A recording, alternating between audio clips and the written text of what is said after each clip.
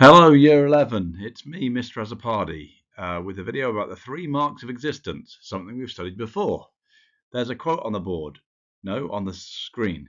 Sharing tea with a fascinating stranger is one of life's true delights. Wise words from Uncle Iroh from Avatar The Last Airbender. Here's another wise thing he said. He said, failure is only the opportunity to begin again, only this time more wisely. How very true. Life is all about making mistakes and learning from those mistakes. So as a result of that, I thought we'd look back to a question that a lot of people found difficult. In fact, most of us found it difficult from the mock exam about the 3 marks of existence, and see if we can learn from our mistakes and learn a bit more about the 3 marks of existence. So you've been given a worksheet to do this homework with, and the worksheet should look like this. So we're going to look at the 3 marks of existence. We're going to look at each one. I want you to make notes on what is it? What do we mean by dukkha, anicca, and anatta? Which teachings can we use to explain it? You know, if you get a 6-mark question, you need to back it up with a teaching, not necessarily a quote, but teaching. Then we're going to look at why is that mark of existence important for Buddhists, and why might it not be the most important teaching in Buddhism. Those 2 last boxes are more with an eye to 15-mark questions, which might ask you, dukkha is the most important of the 3 marks of existence. Discuss the statement, something like that. So that's really for 15-mark questions where you have to argue which is the most important of the 3 marks. So yes, we're going to go through each one in turn, just to say something as a whole. What are the 3 marks of existence as a whole? Where they are basically the Buddha's teachings about what the universe is like. He says all of existence in samsara, that means outside nirvana, is characterized by these 3 things: dukkha, anicca, anatta. So I'm going to go through each one. You may pause the slides if you need to. If you need to, have more time to make notes, that's why it's on a video. It should be easy to pause the slides. Okay, dukkha, we probably all know, means suffering. And the Buddha taught that all living beings experience suffering, and there are 3 kinds. And those 3 kinds are dukkha dukkha, physical and mental pain; viparinama dukkha, suffering because all good things come to an end; and samskara dukkha, the most difficult to explain, but it really means kind of suffering because we never reach a final or permanent happiness in life. So the Buddha would say all living beings, apart from those ones that reach nirvana, experience suffering. So make sure you've got the dukkha means suffering, and you've got the 3 kinds of suffering in your first box. Okay, which teaching can we use? Now there are quotes we can use, but I am in this video going to try and see if we can not use quotes, use teachings that you don't have to, that are easier to remember than quotes. So the parable of the poisoned arrow, you might remember that quote, that parable, and the parable is from the Pali Canon. Remember, when you give teachings in a 6-mark question, you've got to say where they're from. So this one's from the Pali Canon. In fact, all the teachings we're going to look at today are from the Pali Canon. Makes it easier. So the parable of the poisoned arrow was when the man was shot with a poisoned arrow and people wanted to pull it out, and he refused to let them pull it out until he knew lots of things about the arrow: who shot it, what family were they from, where did they live, all these different questions. And then eventually the man dies because no one pulls out the arrow. Now the point of that story, the parable, is that the Buddha's teachings are not there to answer lots of irrelevant questions. They are only there to remove our suffering. So you can use that to show the importance of suffering in Buddhism. Like, the whole point of Buddhism is to help us get rid of suffering. Why is dukkha important? Well, we can actually link it to the teaching we've just seen. So it's important because the Buddha said so. The Buddha said that the whole point of Buddhism is to overcome suffering. There's another quote, you don't need to write it down, but there's another quote where the Buddha says, I teach only 2 things, suffering and the end of suffering. So in other words, all his teachings are about understanding and overcoming suffering. Okay, our last box. Why might it not be the most important teaching? Well, you could argue that maybe Nirvana and the Eightfold Path, those 2 teachings, are more important, because if the Buddha had only taught dukkha, only taught suffering, then Buddhism would be a pretty depressing religion, right? It would just tell you you're suffering, but it wouldn't tell you anything that you could do about it. But with the teachings, Nirvana and the Eightfold Path show us it's actually possible to overcome our suffering and gain happiness. So maybe we could say they are more important. Okay, we're on to the next of the 3 marks of existence, and that is anicca, or impermanence. So the Buddha taught that all things in samsara are impermanent, all things in the world. Nothing exists or stays the same forever. Everything is always changing. And the Buddha taught that there are three types of anicca, kind of three ways to look at it. There is impermanence of living things, so like all living things grow old and die. Impermanence of non-living things, even a mountain erodes over time, metal rusts and so on. And the last one is the impermanence of the human mind. Obviously, that is part of a living thing, but Buddhism is very concerned with how our minds work, and so they put that as a separate category. So make sure you've got the definition. Anicca means impermanence, and the three kinds of impermanence on your sheet.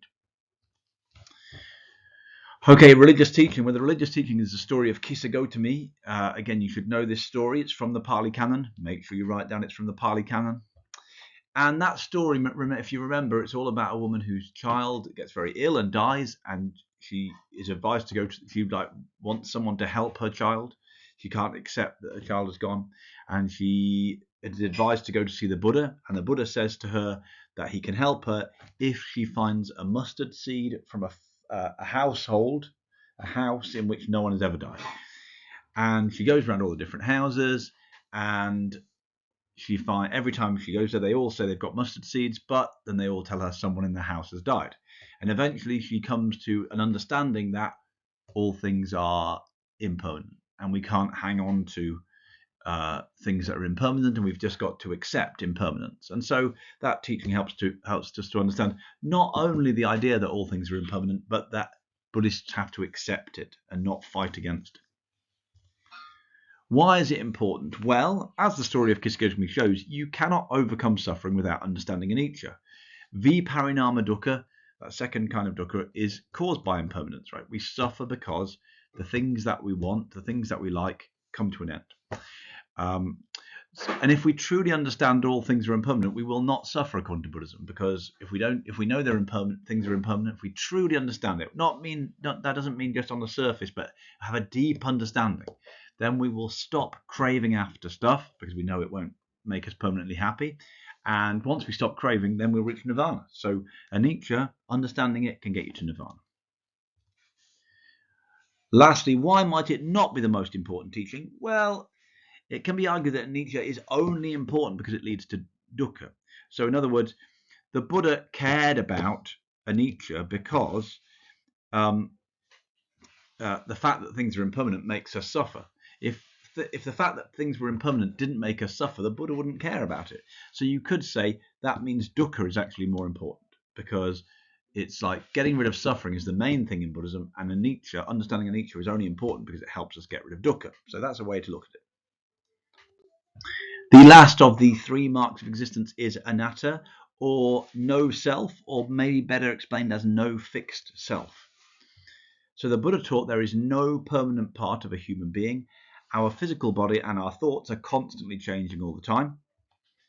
Although Buddhists believe in rebirth, they do not believe that there's anything permanent that passes from one life to another. So Buddhists don't think that there's some kind of soul that passes from this life to the next when we're reborn. What it believes is that basically our karma is the thing that connects the two lives. Like a new being is reborn depending on your karma, but you can't say that being is exactly the same person as a person that died. The Buddhist teaching, well, the teaching I would use here is the teaching of the 5 skandhas. So in the Pali Canon, again, the Buddha taught that human beings are made up of 5 skandhas, that is form, sensations, perceptions, mental formations, and consciousness. So just to recap those, form is our physical body.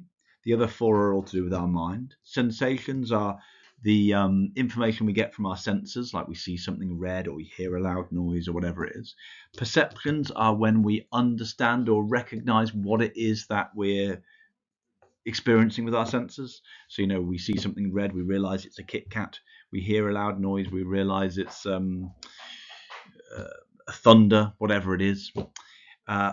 Mental formations is when we make decisions with our mind, so when we decide to do something. And then our consciousness is just the fact that we are aware of ourselves and what's going on. The Buddha says that those 5 things make up a person. And then he says, well, look at all of those 5 things. They're always changing, right? Our physical form is always changing. Our body's always changing. The sensations we get from our senses are changing. Because the sensations are changing, the perceptions are changing. We're always making different decisions, so they're changing, and our consciousness must be changing because it's always conscious of different things. So the Buddha says, well, if those 5 make us up who we are, and each one is impermanent, then we are impermanent. There's no fixed part of ourselves. Okay, why is it so important? Well, Buddhism says that we tend to become attached to a fixed idea about what I am like, right?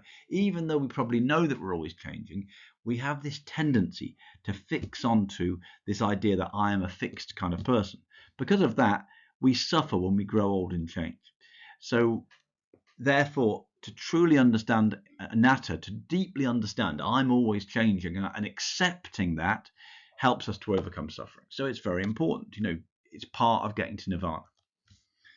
Why might it not be the most important teaching? Well, we can go back to what I said about anicca. In the same way, anatta is only important because it helps us to overcome dukkha, suffering. The Buddha would not have cared about the fact that we're always changing if he didn't think that understanding that would help us overcome suffering. So once again, we can say, surely suffering is the most important teaching, and anatta is only important because of its relationship to dukkha, the fact that it helps us to understand and overcome dukkha. Okay, there we go. Those are all the 3 marks of existence. Now, the last bit is going to look at how this might go into a question. So here was the question that we had in our mock exam. Explain 2 of the 3 marks of existence. And let's look at how we would answer a question like this. So to answer a 6-mark question, you have to have 2 points. It says explain 2 of the 3 marks of existence. So you've got to explain 2 points. You've got to give a detailed explanation of each of those points, right? So if you give an explanation of, if you just said what 2 of the 3 marks of existence were, you'd get 2 marks. If you give a detailed explanation of each one, you'd get 4 marks.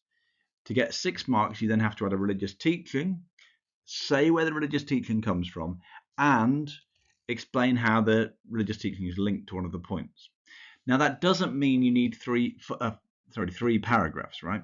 Because it could be that the religious teaching is included in the explanation of one of your 2 points that you're making. So let's see how that would work.